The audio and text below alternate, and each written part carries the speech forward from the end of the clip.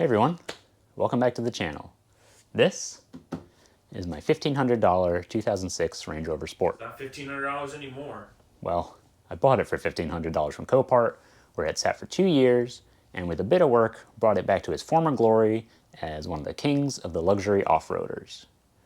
Now we've done a lot. We've cleaned up some serious water and mold, replaced a leaking radiator, put in new belts right before the old ones crumbled into dust, installed all new air struts to replace the worn air suspension, replaced all the fluids, upgraded the transmission pan, and more.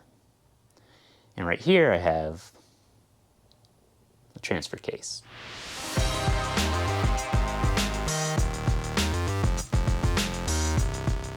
So why am I sitting next to a transfer case? Well, that's because this truck behind me has a brand new one in it. If you've been following along with the Range Rover rebuild, you'll remember that we had a pretty bad leak somewhere near the transmission and transfer case.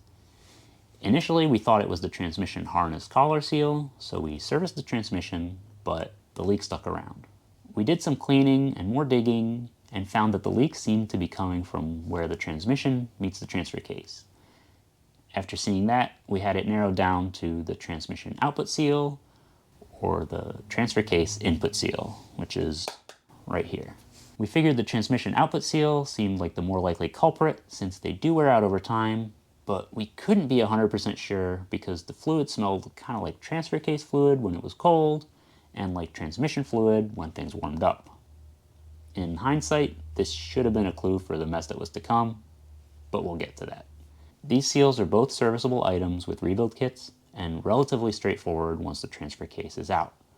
But we have a brand new transfer case in the truck. So what happened? Leave your guesses in the comments below.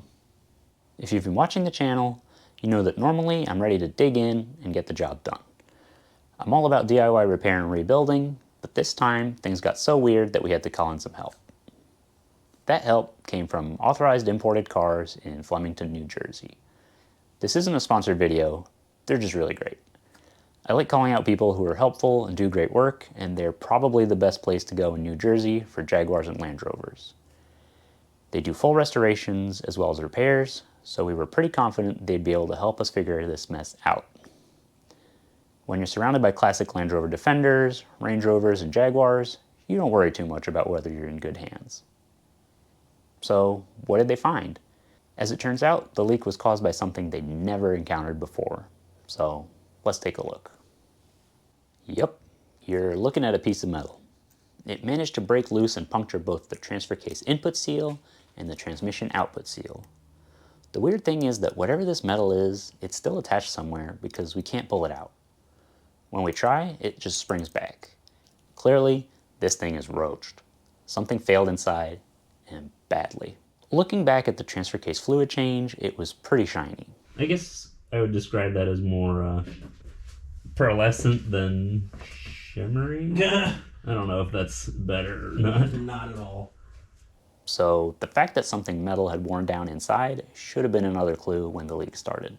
Based on this, we weren't sure if the transfer case would be rebuildable, and we weren't all that hot on the idea of splitting the transfer case open, only to find that this freak failure meant that we needed a new one anyway and wasted a bunch of time. With all the work we'd put into the truck, and considering that otherwise this thing is in great shape, we opted for putting in a brand new one. If you want to see what kind of carnage there is inside this thing, let me know in the comments, and we can make another video where we open it up and maybe try to rebuild it. So with the brand new transfer case, a new transmission output seal, and a new rear drive shaft, because the carrier bearing was going out, and after 184,000 miles, it was a pretty obvious while you're in there repair, what did all this cost? Well, it was about $7,500. Yes, it could have been cheaper if we got used transfer case or sent it out to be rebuilt, or even if we did all the work ourselves. The thing is, in this case, we had other projects and some travel lined up, and we really wanted to make sure that we got this weird problem solved, and we didn't want to worry about it ever again. At this point, you may be asking, with everything you did to this truck and what you've just spent, how much have you spent so far?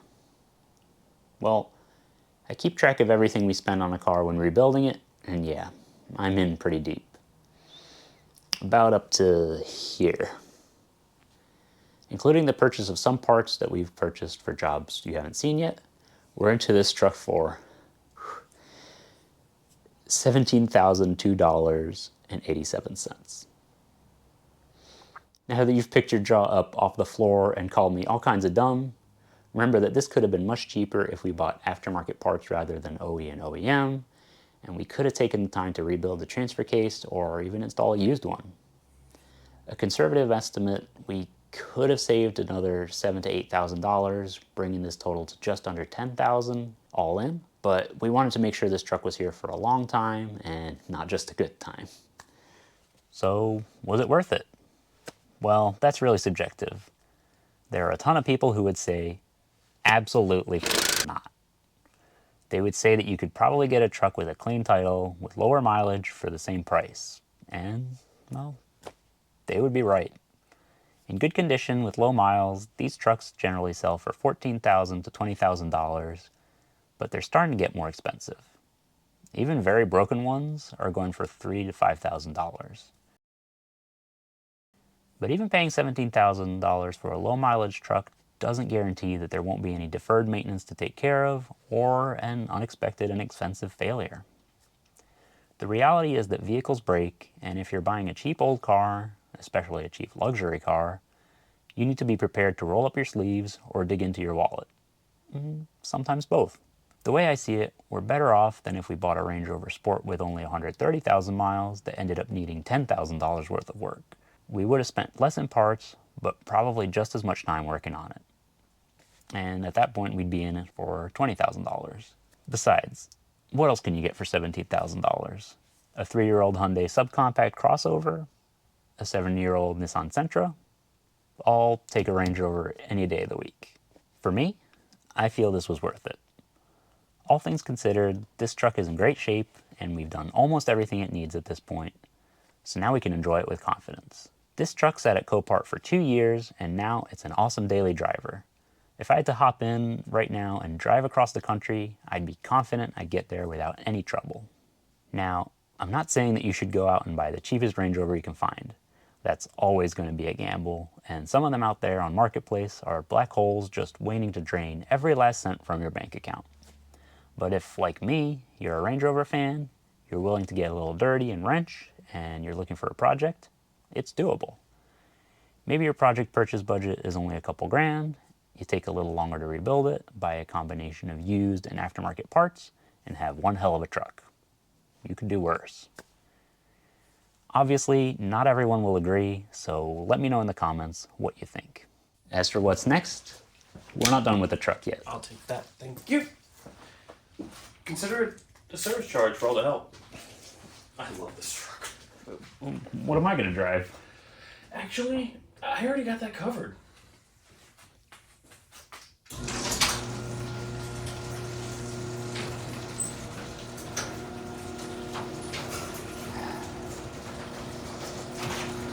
Here we go again. If you like watching me buy cheap, broken European cars and dragging them back onto the road, kicking and screaming, leave a like. If you want to find out what's out there, subscribe. Wait, is that thing supercharged? Yep. Thanks for watching, and I'll see you next time.